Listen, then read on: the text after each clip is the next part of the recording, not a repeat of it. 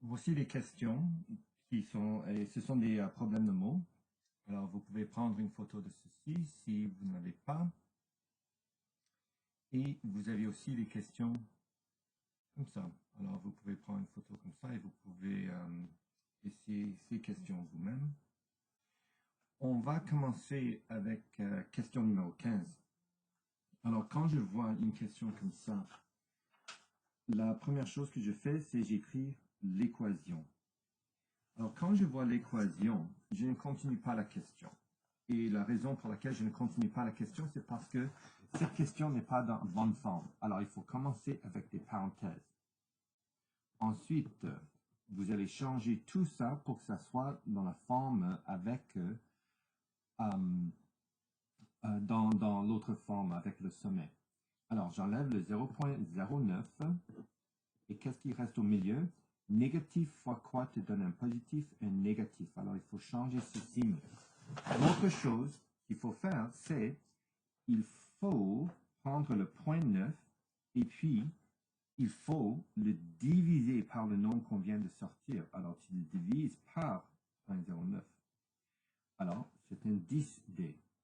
Ensuite, vous ajoutez, vous allez soustraire et puis vous ajoutez 2. Quel est le nombre que je mets ici? Complete the square. 10 divisé par 2, c'est 5. Alors, c'est 25 et 25. Maintenant, je dois changer cette partie. Négatif 0.09. Je sais que ça va être un carré parfait ici. Alors, c'est racine carrée de d à la 2, c'est un d. Racine carrée de 25, c'est un 5. Le signe au milieu, c'est un moins. Maintenant, je dois sortir le moins 25 des parenthèses, mais n'oubliez pas de le multiplier par le négatif 0.09. Mais qu'est-ce que c'est un négatif et un négatif? C'est un positif. Alors maintenant, vous mettez le 25 fois 0.09. Alors, c'est 2.25 plus 2. Alors, la réponse finale, c'est 0.09 d-5 à la 2 plus 4.25. Une fois que vous êtes là, vous allez retourner à la question originale. Et qu'est-ce que ça vous demande de trouver? Quelle est la hauteur maximale et quelle est la distance horizontale quand ça atteint sa hauteur maximale? Alors, ce qui est important à savoir avec cette question ici, c'est quand ça dit « trouve la hauteur maximale », ça c'est code pour utiliser le sommet. Alors, qu'est-ce que c'est le sommet dans ce cas? C'est 5,4.25. N'oubliez pas que ça c'est H et K. Le K, c'est toujours vertical. Et le H, c'est horizontal. Alors, c'est X et Y. Mais évidemment, c'est une XY spéciale, c'est H et K. Alors, pour question A, quand je veux hauteur